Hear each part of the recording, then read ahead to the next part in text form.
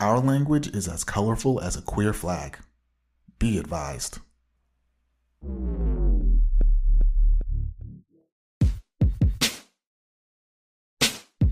Hey y'all, I'm Jenn.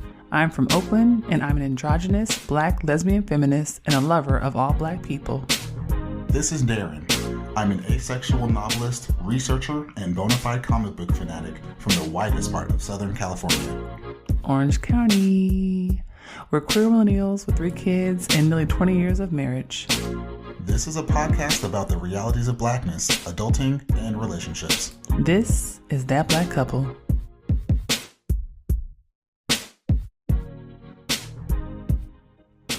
Hello. Hello. Guess what episode it is? It's episode 42. I said guess. You looked at your phone. Oh, I already knew though. But you looked at your phone, so now we will never know if you really knew the number. But I knew because. But what if your recall, the memory thing in your head that helps you recall things, wasn't really on at that moment and you forgot? We won't know if that was happening or not. But how important is that? It's to important the to arc me. of history. It's important to me. As you eat your cup of noodles. Is that what you're gonna tell them to grab today? A cup of noodles? Y'all, it's episode 42 of That Black Couple. I'm Jenn.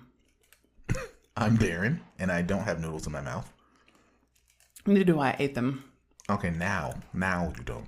We're talking about desensationalizing black pain today. Yes, we are. My mouth is on fire because my 11-year-old daughter helped me make my cup of noodles.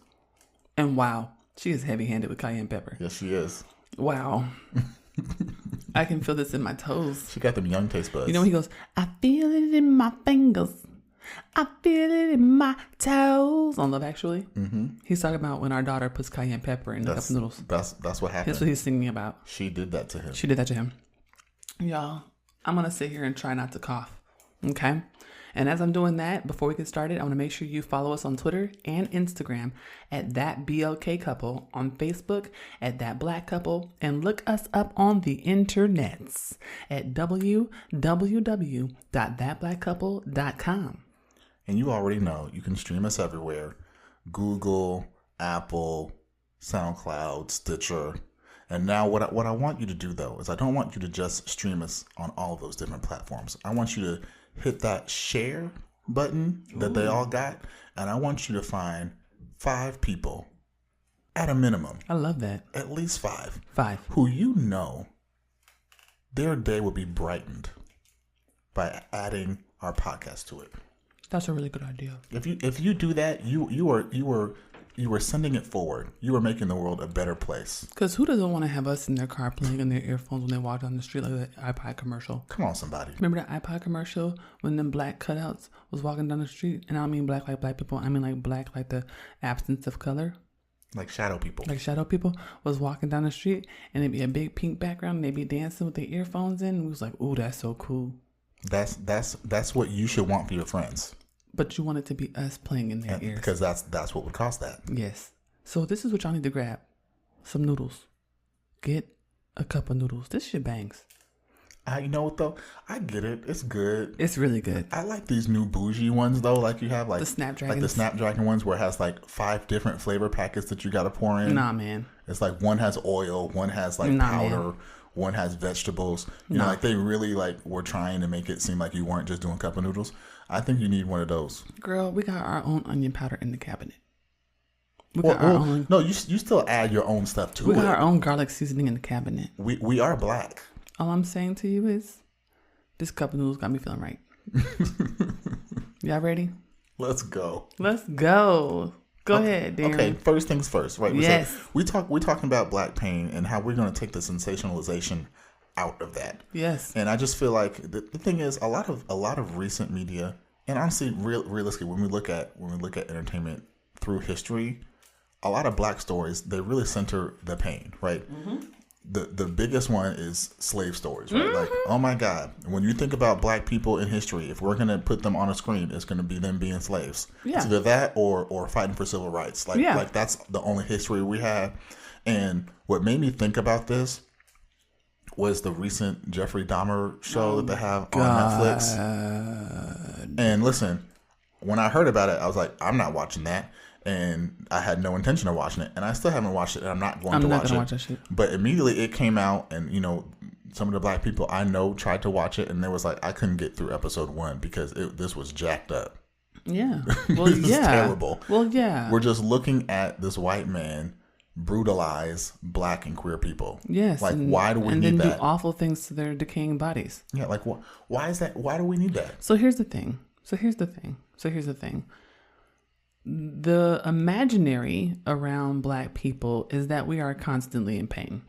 Mm-hmm. People are more comfortable imagining us in pain than they are imagining us having joy. And this has been the case since folks first encountered blackness, right? Because they think that we are less than. They think that we are inferior, subordinate, and that our brain capacity, that our intellect, our wit is just inferior to non-black people, right? Like it's deserved for the pain. Yeah, so this infatuation with slave narratives and with the civil rights era is really a type of kind of pornotrophic orientation toward blackness. Pornotrophic. That's one of the PhD words right there. Yeah, it's the fetishization of black pain. It's the erotic nature of blackness, right? Because the exotic becomes erotic because you don't see it, right? Because you've never seen it before, because you're encountering it. And it's like, oh, I don't have any black friends, right? And so then everything about blackness becomes interesting. It's like, oh, black people wash their hair less frequently. That's interesting. Oh, black people put lotion on. Oh, that's interesting. Oh, black people wash their legs. That's interesting, right?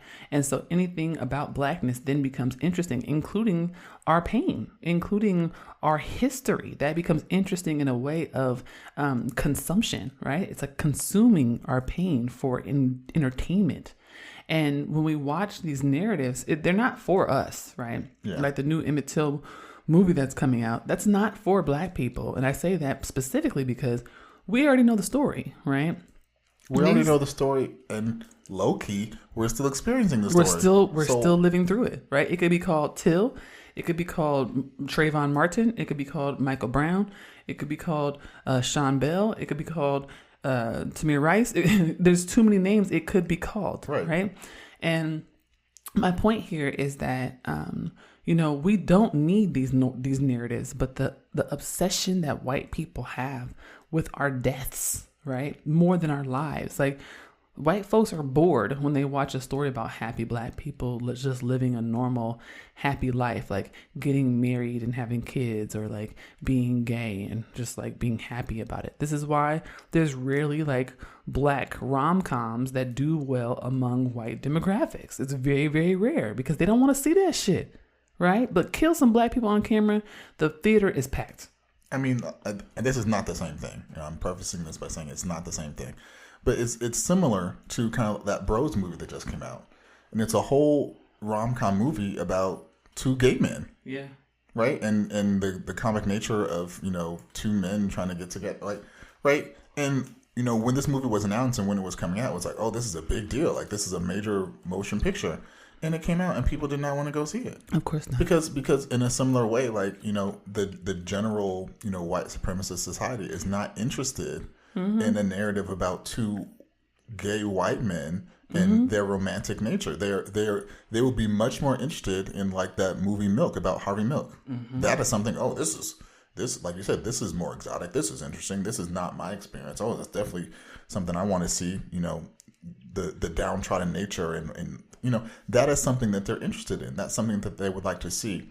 And the thing about it to me that's interesting is in these type of narratives, especially with black people, it's a choice to center the pain of the narrative, right? When you think about all of these movies, when you think about things like Harriet, when you think about like Selma, right? When you think about these stories, there's a lot of black stories, and trauma is most definitely a part of black existence and always has been. Just like it is with anybody that's ever existed on this earth. Trauma is a part of life. But it's interesting that they always choose to center the traumatic part and not the other elements. And realistically, when you think about other black stories that have been told, when the trauma is not at the center, there's just less attention. There's just less care. There's just less interest in those type of stories. And it's really tragic because, you know, as a Black person, I would say those tend to be the less interesting parts about Blackness. There's so much more to Blackness that is so much more interesting. Right. And those are the stories I want to hear. Those are the stories that I want to see. Those are the stories to me that would be the most entertaining. Right. I mean, this reminds me of what, 2018 when Crazy Rich Asians came out, right? Because everyone was like, oh my God, is it going to do well? Is it going to do well? And I think a lot of us on the margins of identity knew it was going to do well if they made it white assimilationist, which they did. Right. They had this like started from the bottom, now we hear story with the main character. And in reality, it wasn't. Like, she ended up just hanging out with a bunch of rich people the whole movie. And she was low key doing really well for herself anyway and living in New York City. So she wasn't really struggling. Like, she just wasn't as rich as the prince from Singapore. Right. And a lot of folks who are actually Asian, like from Singapore, were like, hey, this doesn't represent the people of Singapore. Like, this is not our actual lived experiences. But the white folk were like, we love it. We love this film. It's so relatable. It's relatable. That's the word. Everyone called it relatable, right? And the problem is that Blackness is not relatable, right? And the only ways that white folk can relate to us is when we're dying. Right? The only way that they can imagine us is when we are being killed, shot by police, when we are in a protest, when we're angry, right? They can relate to us when we are being put to death. They can relate to us when we are on the outs, when we are othered, but they cannot relate to us when we are like them. We're not relatable. This podcast is supported by generous donations from our patrons and listeners. Become a supporter today by heading to www.patreon.com/colorcombosmedia. You can stream the show on iTunes, Spotify, Stitcher, Google Podcasts, and SoundCloud. When you listen, please consider hitting that heart button, sharing, giving us a 5-star rating, and leaving some dope comments. This helps us with our page rankings and gets more listeners for the show. Thank you so much. All right, we're back. We are back.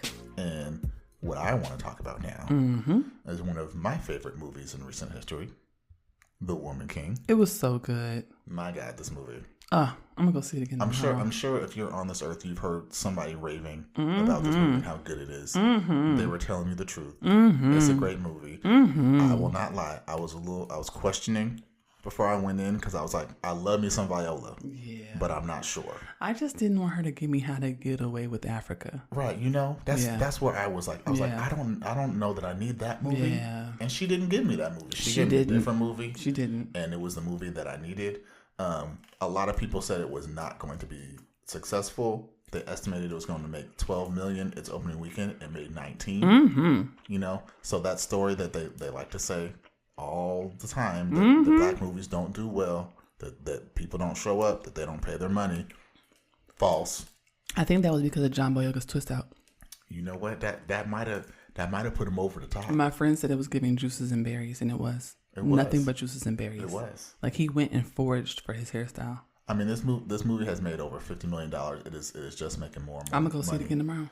Everybody loves this movie. Everyone going to see the movie. You should go see the movie. If you've seen it, you should go see it again. It's a good movie. Let's support the movie. But howsoever, let's talk about it, because let's talk about Black pain. Because like we talking about Black pain, and you know this is a movie. You know, not to spoil it for anyone. No, let's not spoil nothing. Might not have seen it, but it's about the slave trade in Africa. And this is one thing I actually really appreciate about this movie, because as we were talking about centralizing of pain and trauma in Black stories, like if you're like, I want to make a movie about the slave trade, there's a lot of ways. You could just really have made that about Middle Passage. You could have made it about being sold. Like you could have really just made it like really be right in that sweet spot of pain and trauma.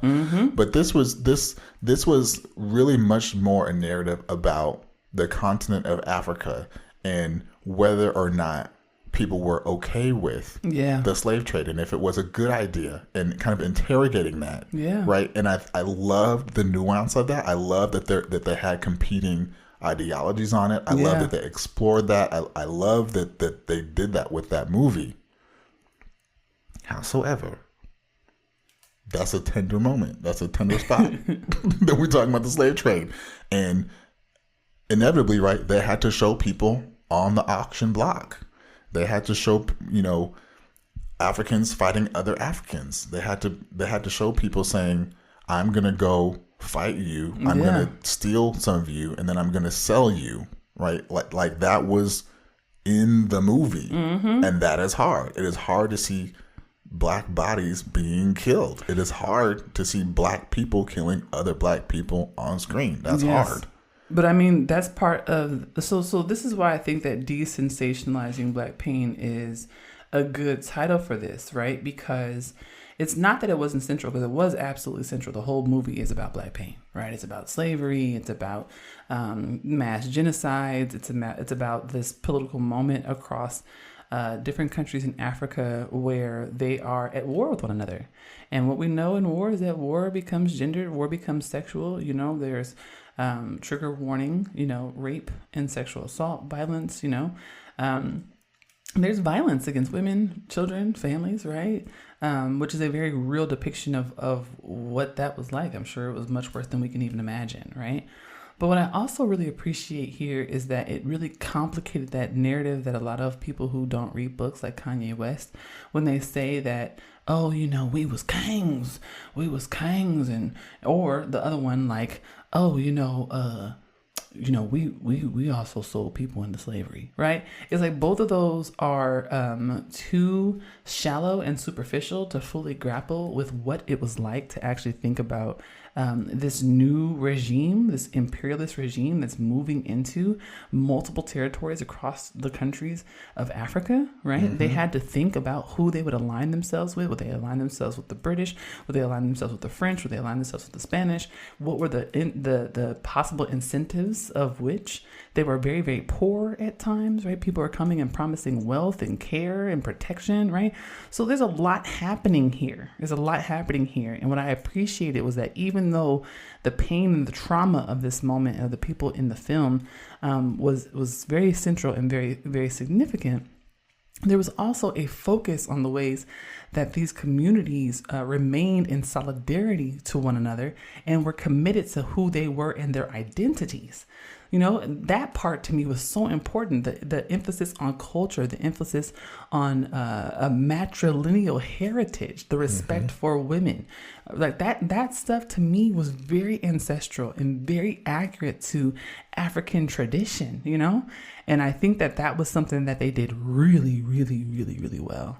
They did. They killed it on that front, and also it's actually kind of really magical how they did this, in that whiteness and white people were really not in the forefront of this movie. Absolutely. They were definitely there, and they were definitely made out to be the ultimate villain in multiple fronts, right? Like, it was white people purposefully coming here and taking advantage of different warring factions, for their own profit. Absolutely. Right. It was also them playing political games with people. It was also them using wealth as a means, right, to coerce these people into doing terrible things and selling their own people into bondage, right? Like, it definitely was like white people and whiteness is the evil here, right? Absolutely. And even the black people that were really kind of like on their side, he's still, even in that, basically saying, look, this is white supremacy at work. This is people falling underneath that, and this is what this looks like and how that happens. And that's another thing that I really appreciate about this, and that the white people were the evil. And at the same time, the black people, and not even just the black people, the black women were the people at the head. They were the ones not even just fighting these battles, but also from an ethical standpoint, making the case to say, hey, we probably shouldn't be doing this. I mean, I think also it was that they were at the helm, but also there was complexity there, right? It wasn't like you were rooting for all the black women in the film. You weren't. Like, there was some that you absolutely weren't rooting for. Yeah. You weren't rooting for all the black men either. You weren't rooting for all the black people. This is one of the films where you're not rooting for all the black people. Yeah. And I appreciate that. We don't have to be rooting for everybody black. I know Issa Rae told us that, y'all, and I know that in the context of an award show, it has a different, texture and hue. But in real life, we don't have to be rooting for everybody black. That is what we mean by the fullness of blackness, right? That we are more than our pain. But not only are we more than our pain, we are more than good guys and bad guys, right? I've been talking to my students about this a lot, that we work so hard to say, well, there's not just black pain, there's also black joy. But there's a whole bunch of other things too, right? There's black melancholia, there's black sadness, there's black ambivalence, there's black carefreeness, black capriciousness, right? Like, it's everything, right? And we have to make space for all of it. And I just appreciate that this film adds to this kind of archive of the fullness. You know what I'm saying? That's what I think this movie did best, was really paint an entire portrait where we have characters that were all different backgrounds, different characteristics, different personalities, different goals at mind, right?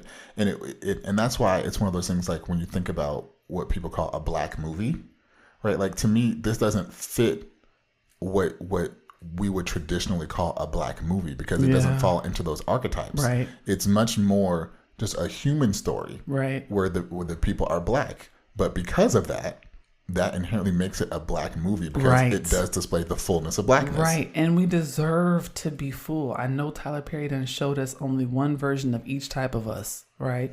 All the cishet women are angry and look like Taraji, sneaking up on boats and murdering people. And all the black men are just getting their hearts broken by their ex-wives who eventually contract AIDS and die, you know?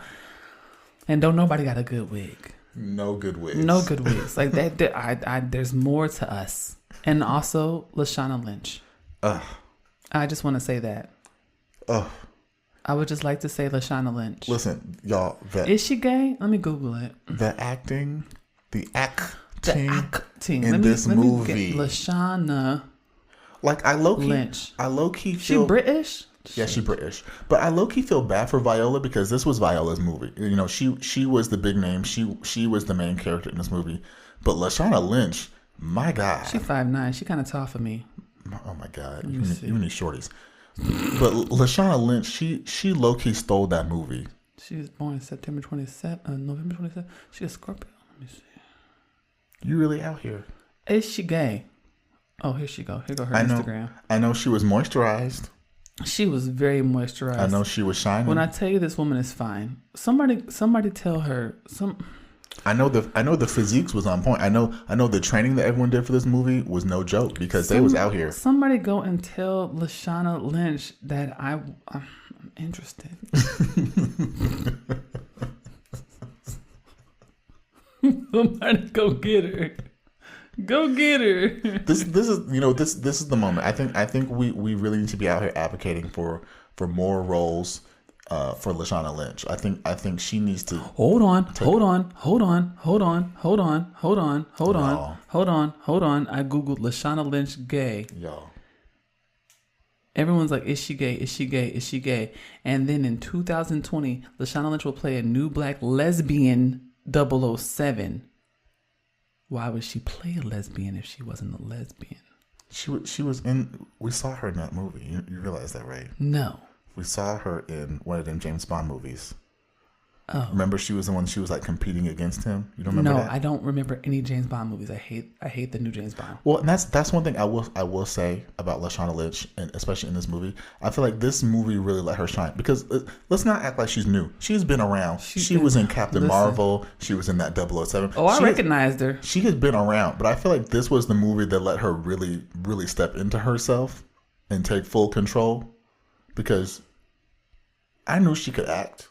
I knew she was dope. But listen, but child, she embodied it. She embodied it, and she bodied the role. I just want to make sure she gay. I don't see it yet. If y'all find out, tweet me. Because y'all know, listen, we need evidence and proof. Between her and homegirl from what's that damn show that's not a really great show, but damn, she's on it. Jerry Johnson, you know what I mean? Oh, from the show with the 4 women? Oh my God, Jerry Johnson. Oh, then I found out she was gay, and I'm like, that doesn't help me. That's even worse. And she on Instagram with her girlfriend, and I'm sure they're monogamous. Oh my God. I'm sorry. I'm diverging. I'm sure some of y'all out there are wondering the same things. And having these same urges. When I tell y'all those women on The Woman King were so moisturized, and whatever type of camera, cinematographical, technological advances they made on the set of Insecure, that now everybody from Insecure and the people from, what's the show, what's her name made, the light-skinned lady with the locks who made the show about the people in the sugar fields. And you're talking about Queen Sugar. Yeah. So, the way that those people on Insecure and Queen Sugar look, this was like an upgrade from that, because they were also wearing like African print. I know, but that's the other thing. The Jesus costuming Lord, who in this dressed movie. them? And that's the thing too. Like you talked about John Boyega and his twist out, but his wardrobe, and his lips. I'm not gonna lie. His lips. I guess the lips too. His lips were so moisturized. But I was like, I might need to steal a couple of these pieces that John Boyega was wearing. Oh my God! When he looked movie. at her, he was like, "Oh, you don't trust your king?" I said, "Oh my God, I do. Is he my king? I trust him. I don't know what this is about, but I trust him. You trust the though? I'll trust. What is it? Though it's not easy. Oh, you Make brought it the seem Lord far into it. away. I'll trust. No, praise and worship is not appropriate right now. I need to know you're I here. need to know you're here. John Boyega. Sorry. That movie took me to church. Okay. But the point of it all. I felt like such a the lesbian point of it watching all. that movie. It made me gayer. I came out of the movie. I was pregnant by Lashana. I was pregnant by Viola, and I was pregnant by John. I got triplets. Who gonna take care of these kids? Triplets with different parentages. Who is going to, Darren? Who's gonna take care of these kids? Not me, because I'm done. You are taking care of these kids. No, I'm done. You took me to the movie. You took me to the movie. You bought the ticket. I do not bear responsibility for this. Wow, y'all heard it first. Y'all heard it here first. They got you got to go chase them down. He gonna make me get child support. You got to go chase them down. That's not on me. Viola, John, Lashana, you got me pregnant. You know where to find her. You know where to find me. I'm in my basement recording my podcast, eating cup of noodles, giving sodium to our children, our family. Continue, Darren. The point of it all is that what this movie does so well in showing the fullness of blackness is that pain is not at the heart of the story. Pain is present. Pain is there throughout, but it's not at the heart of the story. And again, I'm not going to spoil the movie, because there might be one or two people out there in the world that have not seen this movie yet. Yeah. But that is what makes this movie so amazing and such a great experience, is that you can watch this and you don't walk out of it feeling dirty. Yeah. You don't walk out of it feeling like I need to go see my therapist. Yeah. You walk out of it feeling good. True. And strong. And even in the deaths and the sacrifices and the losses, they didn't feel like I was dying too. And we need more movies like that. We do. You can find my mom and dad, aka That Black Couple, on the web at thatblackcouple.com. That Black Couple is owned and operated by Color Combos Media. If you would like to help fund our content, sign up at www.patreon.com/colorcombosmedia. Please consider giving us $5 or $10 per month to help us build our platform and grow our organization. You can also give one-time donations at www.paypal.me/colorcombosmedia. All donations are welcome.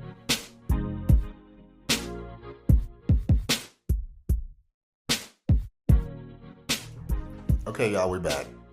Yes, we are. And I'm not going to sugarcoat it. I'm excited because we've talked about the history of black film and how we want to put pain in everything and have that be in the forefront. We talked about the current state with Woman King and how we now are de-centering and desensationalizing black pain. And now I want to talk about the future. And I'm excited about the future because this year I'm going to see Black Panther 2, Black Panther, Wakanda Forever. I'm going to see it. And I'm excited. Wow. I really want to do it with the accent. Yay. Okay, don't shit on my movie.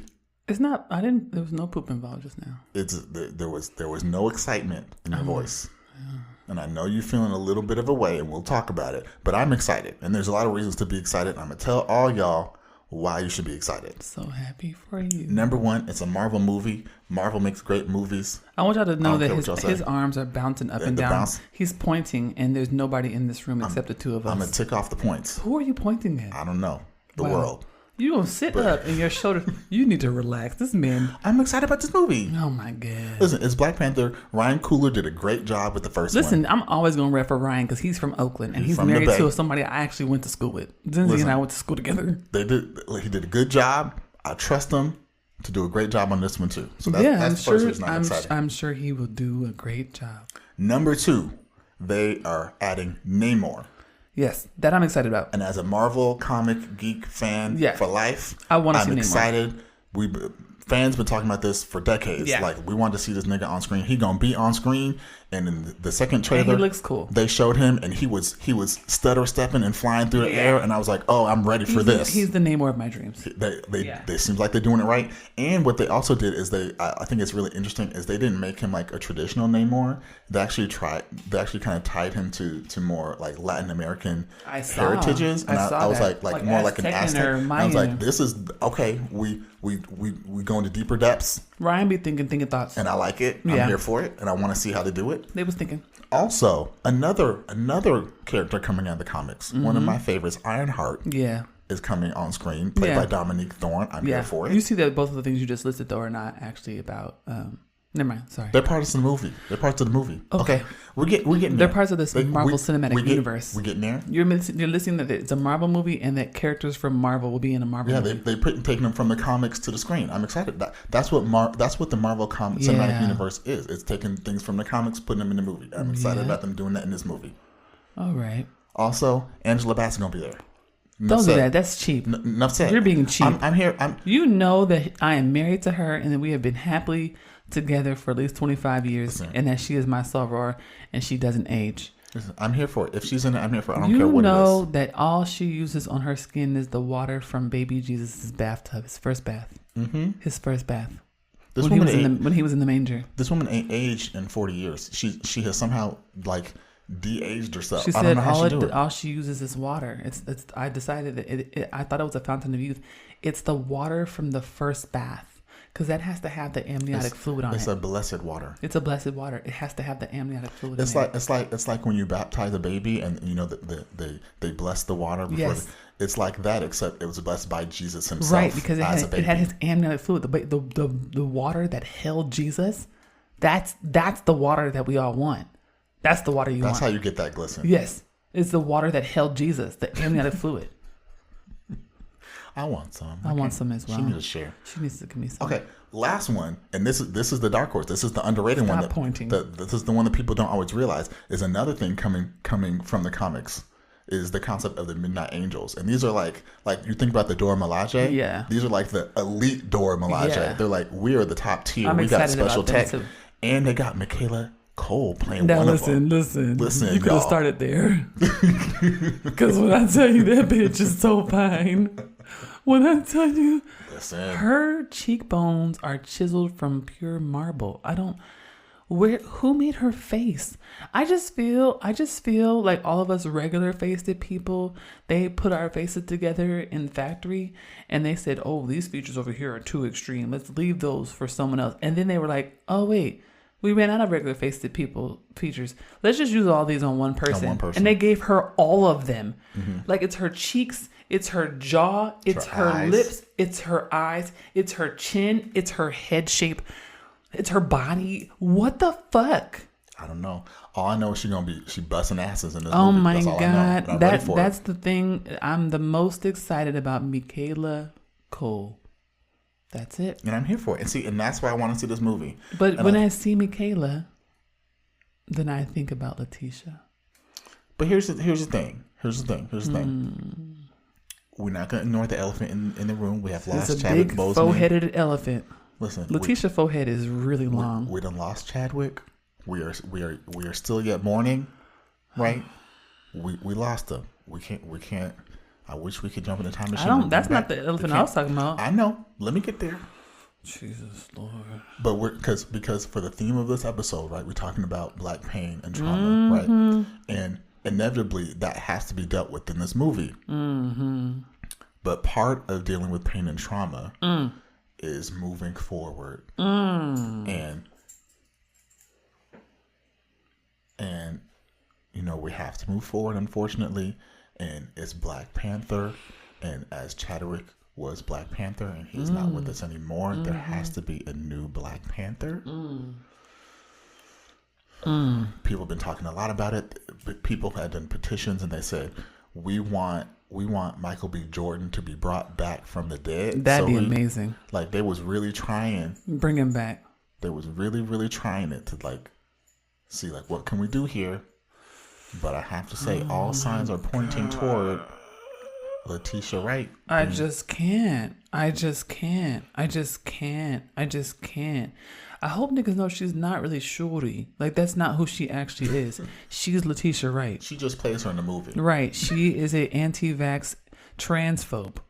I can you imagine us having to deal with an anti-vax transphobe being Black Panther into who knows how long? Oh my gosh. Are you serious? We already got that with Wonder Woman. We got to deal with her ass. The pro fucking Israel. It bothers me because I like to go to the movies and I don't like when they put shitty people in roles in movies that I would like to see. But this is, we've been talking about this. I've been talking about it for a long time. This to me is the problem, and I know I'm going to sound like an old man. I'm going to sound like an old man straight out the 50s. But this to me is the problem with the social media age, is we know too much about people. Yes. There was a time, in my lifetime, when stars was walking around and we didn't know about their personal life. We didn't know anything about them, and they would just be quiet. We didn't know what they thought on certain views. They would just sit down and eat their salad in their houses, and we didn't know where they shop for their food. They're like, I'm here to dance and sing and perform for you and play this role. Think about this. Kenan and Kel grew up in that era. Kenan and Kel, we don't really know that much about Kenan and Kel. No. We don't know that much about them. We've known Kenan almost his whole life. His whole life. I don't know shit about Kenan. And I'm happy about it. I'm so happy. I know he's married. I don't even know who he's married to. I don't even know what she looks like. Right. But I have no interest in knowing that. No fucking idea. And there's no reason for me to know it. You know what? Kenan don't be on Twitter like, you know what I think about vaccinations?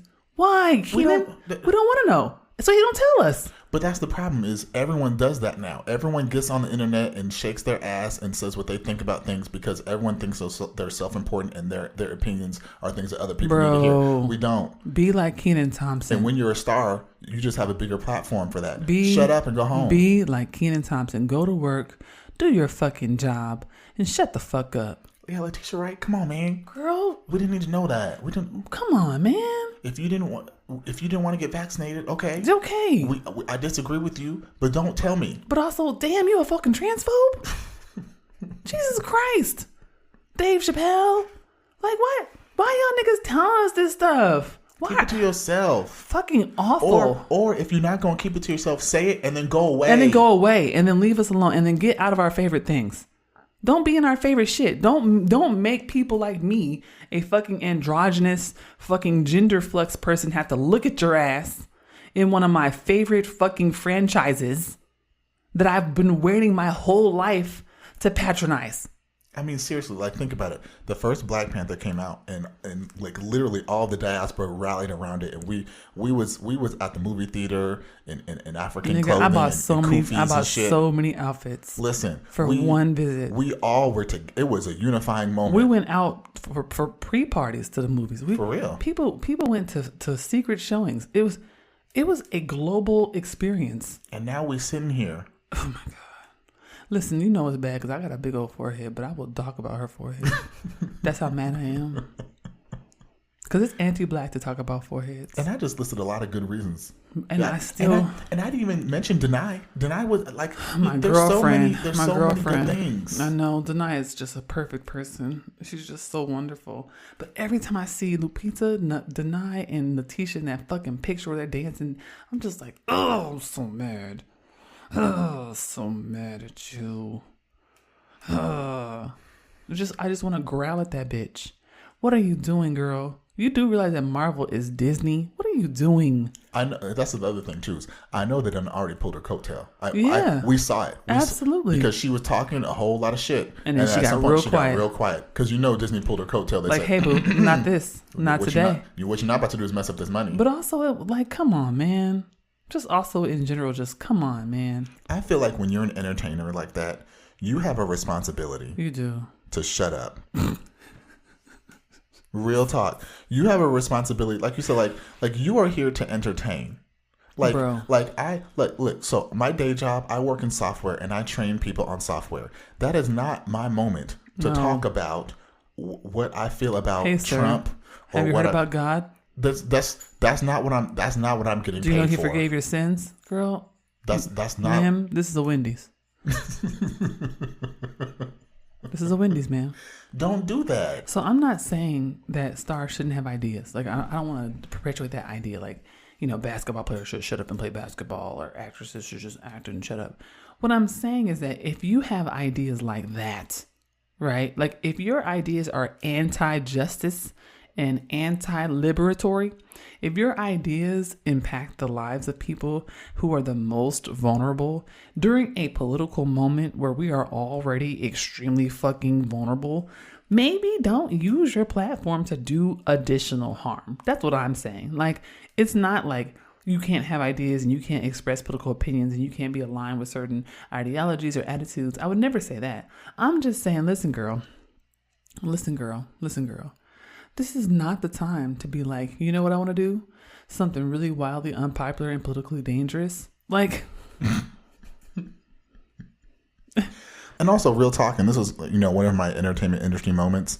Like, when you are in a movie, you are supporting an entire industry. There are thousands of people that work on one movie. Right. When you take it upon yourself to say, I'm going to go speak reckless, you are impacting so many thousands and thousands of people. Yes. The work, the tireless work that people put to these movies, and especially there's been a lot of conversation recently about visual effects studios and how those people are criminally underpaid and have to work insane hours with completely unrealistic deadlines.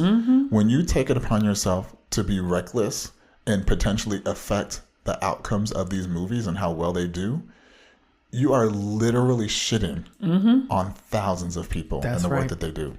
That's right. And it's rude. Yeah. And it's disrespectful. Yeah. Not just to the fans and the people that are waiting and wanting to see this work, but also all the people that make that shit happen. Yeah.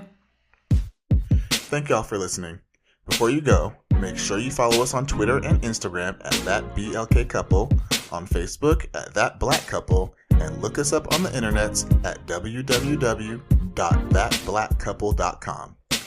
Bye.